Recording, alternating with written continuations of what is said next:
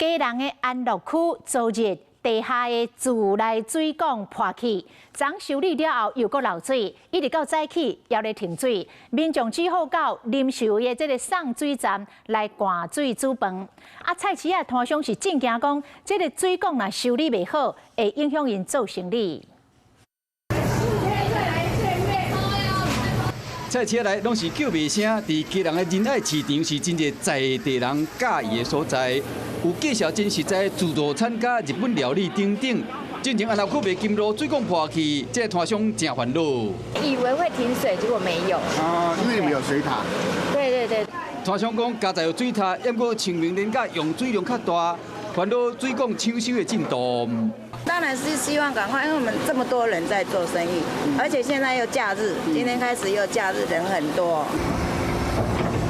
基隆安乐区卖金路为初一透早3点外向发生自来水管线破去漏水，自来水公司赶紧抢修。伫初二早起11点外送水了后，下晡2点又搁发现漏水，搁乌。